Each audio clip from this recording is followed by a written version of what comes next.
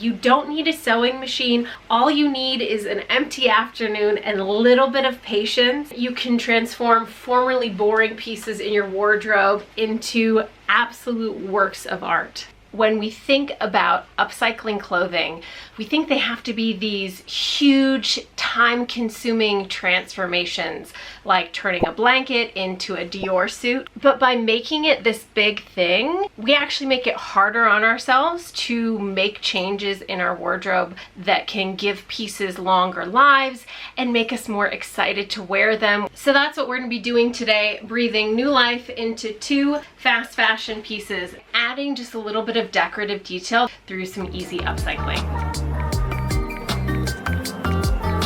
500 subscribers, holy crap. So what are we making? Well, the inspiration for this is something I'm really excited about. I've had this Moschino set in my saved folder. I found it on Vestiaire, someone was selling it, and I just was like, oh my goodness. Just a leather jacket and short set, but with some crochet trim that turns them into basically works of art. And that's what we're gonna be replicating today. We like a challenge. It's gonna be really fun to tackle this. I have spent a year looking at this set. I found so many images of it on the internet. So let me walk you through how this Moschino trim was added. If you look really closely right along this edge here in those scallops, you can see that the top of that trim is actually sewn on. And if you look really closely at the foundation chain stitch, and this is much easier to see on the more colorful piece, I think that this was also sewn on. In terms of mass production,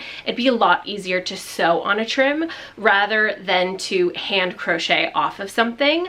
But I'll let you in on a secret here. All you need is a running stitch or a blanket stitch somewhere in your piece, and you can crochet off of it. I use this hack in a lot of things that I create, to add zippers to the crossbody I made recently. So the 2 pieces I'm working with today are this jacket and shorts that I'm wearing. I'll give you a little bit more detail here. We have a lot of similarity in that there is this bottom buckle situation and an asymmetrical zip on this jacket. But for me, what was actually more important in choosing this jacket to upcycle is I've had this since at least 2016. Proof. Bloop, bloop, bloop, bloop, bloop. But honestly, I've stopped wearing it. It's not something I really reached for in my closet. Something about just like a basic faux leather jacket just doesn't get me that jazzed at the moment. And these shorts are something that I wear fairly frequently. They're just so boring. They're so boring. I wear them a lot because they're just really comfortable. They're from like H&M. I think I got them in like 2020. But I would love if they had a little bit more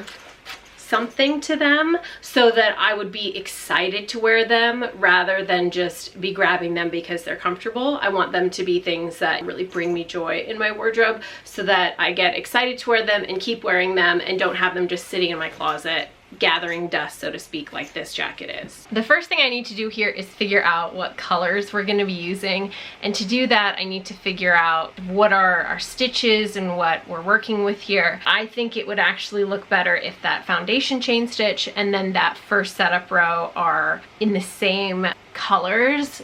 So I did do test swatch in this blue and the black where that first and second, I want you to go this way, where that first and second row are the same colors, because I liked the kind of cool blue summery vibe against the black. So we could do this in the basic black and white that's on the original inspiration, but I'm a color girly. If it's a colorful piece, I'm gonna get excited to wear it. So I want this to be a colorful piece. So on my swatch, I did, this is our foundation row, the black in the middle, and then the light blue on top. But then I remember I have this black and white that I wound together. It's just this with another solid white. So there's a little bit of a gradient in it. And I thought that with these could actually be quite special. And then maybe even doing something that looks like this. So first I'm gonna get my foundation row, I'm gonna call it on here. I'm gonna use my yarn, which is pretty small, and use a tapestry needle to just get a really small stitch in all of the places where I want to crochet off of. I would rather not put holes in the faux leather if possible. It's not like it's gonna fray or anything. It's plastic, it's good. But in a place like here where you see there is already a stitch line, I can actually just go under those stitches rather than having to poke new holes everywhere. For the very beginning of it, I'm just gonna go under this little top stitch, and then I'm just gonna loosely sew under these, being careful not to break that stitch and to keep it pretty relaxed, because I am gonna need to be able to get my hook under it in a little bit. And see, it's really subtle right there. You have this nice trim though now that you can crochet off of, and I just want to make sure I have enough space.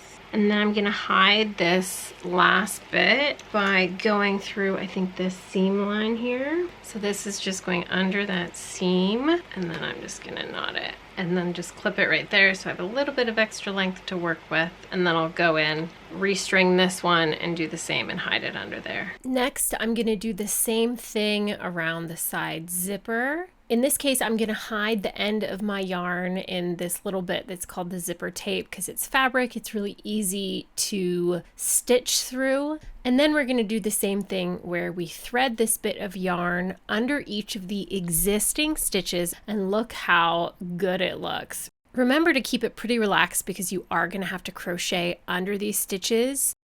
As I'm stitching this, I'm not using any sort of fancy needlework or anything. I'm just doing just a stitch under each of the sewn stitches that will let me pick it up. And because of that, I'm not trying to like push it if I'm having a hard time. I'm going through and it's not very tight at all, because I'm gonna need a hook to go under there. I'm gonna need some yarn to go under there. It's just about kind of gently getting this through as evenly as I can. But this is, again, really easy, and I'm just creating that foundation. And I think even if you did this in a contrasting thread, even just this little detail would actually be quite neat. So maybe if you're trying to ease your way into something like this, a little tapestry needle yarn underneath the main body stitches would be nice. Last one at the base of the zipper, and just like how I started, I'm going to secure my yarn by going into this zipper mesh right here, right on the corner. It'll go in really easily because it's just like a little fabric piece. And then see it coming out behind my zipper there. I think this is actually the trickiest part. I need to get a knot in here that isn't gonna get caught in my zipper in the future. And there is our border stitch on our second thing there. Next up, I'm gonna do the sleeve. I could use this inside here where it's lined to anchor it, but I don't think it's gonna work. I think I'm gonna need to punch some holes in the leather. A quick hack for threading your yarn is to fold it, grab it, and then that end, oh, it's so hard to show, should squeeze through. Okay.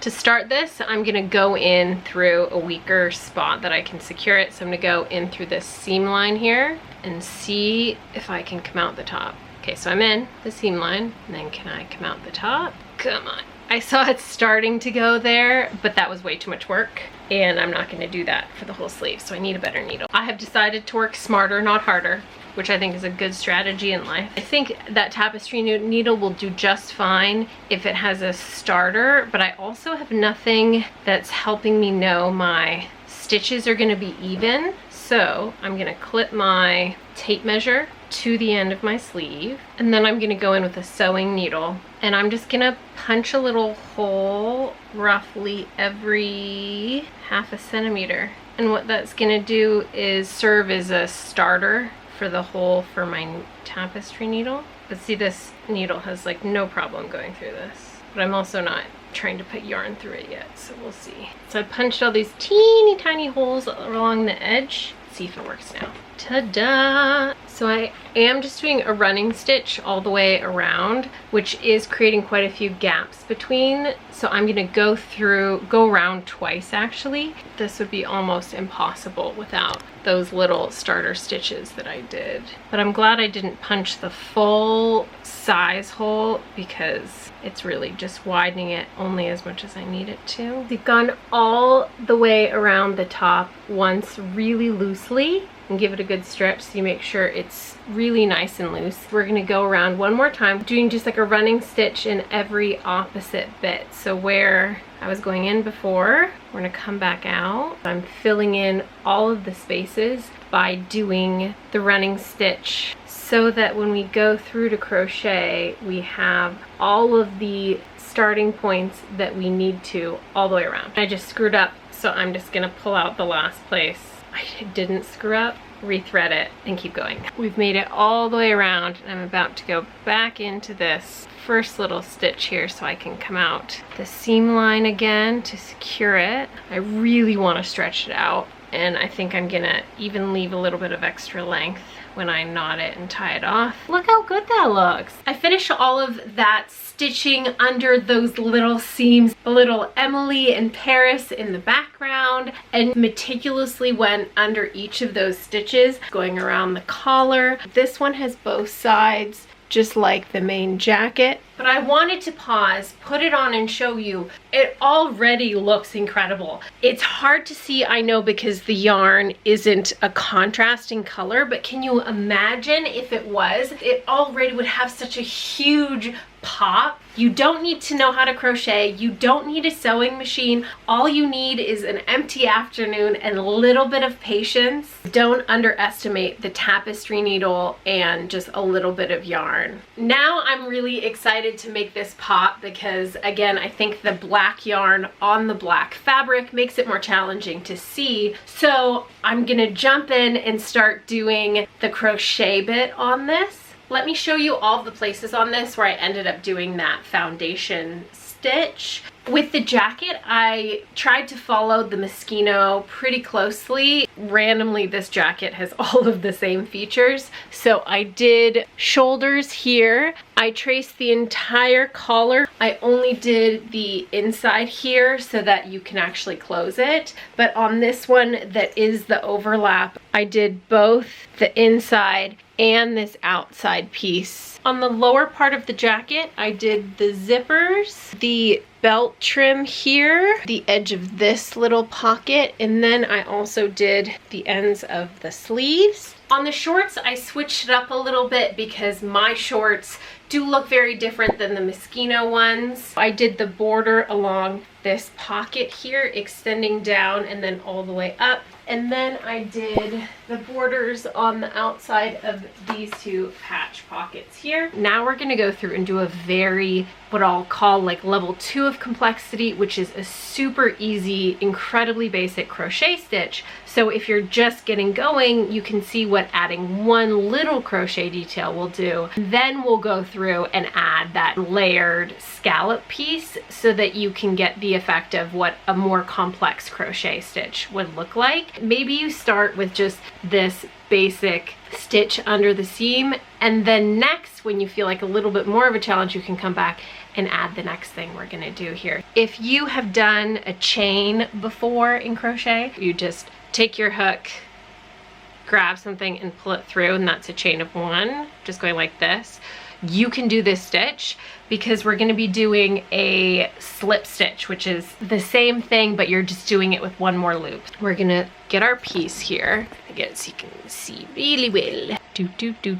And the hardest part will always be getting under these little stitches, so that's why we kept them loose. So we're just gonna thread our slip knot through that little first hole, and then we're gonna start crocheting where we just grab it and pull it through on every stitch. Grab it, pull it through, grab it, and that is called a slip stitch. And so for each one of these little stitches, I'm just sticking my hook under, grabbing my yarn and pulling it through. And then what we have, that little slip stitch creates this nice V on here. It took me about maybe 20 minutes to do that slip stitch all around the collar. You can see it's already just jumping out at you. Wow. So again, this is a super small slip stitch. If I couldn't quite pick up the stitches on the corners here, I just did a freestanding chain because I can use that later. Imagine if you just done that first little pickup stitch in a contrasting thread, it would come out looking like this,